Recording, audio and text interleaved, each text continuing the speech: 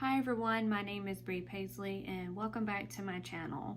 In today's video, I'm going to be talking about writer's block and some tips that you can use to overcome it. Now, I just want to start off by saying that I'm no way an expert in writer's block. I'm simply talking about my opinions, my personal experiences, and tips that have helped me overcome writer's block. Writer's block can be very frustrating when you deal with it. One of the main things that I have realized when it comes to writer's block is to figure out why you're experiencing the actual block. Now, there's not just one set thing that will put a person, or for me, for an example, in writer's block. It's mainly a lot of things, a lot of circumstances that play into it. So for me, I experience a writer's block. It's not because I'm creatively blocked. It's more of I'm very unmotivated, I'm stressed, or there are things happening in my life that are making it to where I don't want to work. So it's not that the characters in my stories aren't talking to me, or it's not that I have an idea that I don't want to write on. It's just because I'm not physically capable of sitting down at a computer or my laptop and writing the actual book. And what I mean when I say that is, for an example, here recently we've got some news about one of our dogs. He was diagnosed with mast cell tumor. It is a form of cancer, and the news hit me really hard. It's my dog. He's my baby. I've had him for almost 8 years, and the thought of something that's making him sick, it really hit me that, I wasn't motivated to really do anything. And so I did take a couple of days and just, let myself process the news. He is going to need surgery to remove these tumors. It should be happening pretty soon. But that has really affected me as far as my writing goes, because there's so much going on in my mind apart from characters and stories and things like that. There's just a lot going on in my head, and it's hard for me to put aside things that are happening in my life that are affecting me that way to actually write. So if you're an author and you're experiencing writer's block, my advice to you would be to figure out what is really making you experience writer's block. So it could be, okay, maybe you're just stressed, or maybe you're going through a tough time in your life, maybe with depression. Maybe it's a combination of multiple things. So for me personally, it's usually a combination of depression, stress, and just too much happening in my life that I can't deal with it. Because I do have a hard time dealing with stress.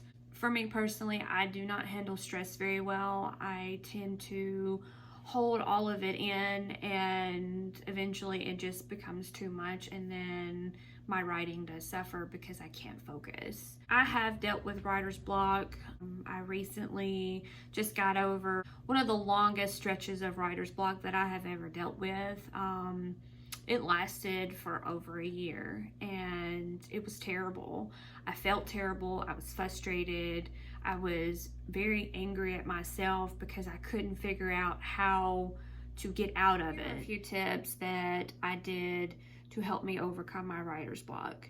So the first thing I did was, I figured out what was making me experience the writer's block. And then once I figured that out, it was easier to get my mind away from that. I took a few days and I just processed the information, and then after the few days were up, I refocused. I made a list of everything that I needed to do, of my word count that I needed to get done, whatever the case may be of my to-do things for that day. I just made a list. That way I saw everything that I needed to do. My advice would just be to break it down. Make it 3 things a day or 4 things a day that you have to do each day. And that has helped me tremendously with staying focused and having motivation to keep going. I started going outside more. I went for a couple walks because for me, a change in scenery helps so much. The thing that helps is going for a drive. For me, it's as simple as going down the road to a Starbucks and getting a coffee. Something as simple as that can change your perspective. Because of COVID, a lot of the things that I used to do as far as getting out of the house has been cut short. Another thing that I have done that has helped to reach out to my fans, in my Facebook group, I can put in there, you know, I'm having an off day today, you know, send me some funny memes. Because writer's block is so unique, because there's not just a set way about, you can't just say this is writer's block, because it's so multiple things that go into it.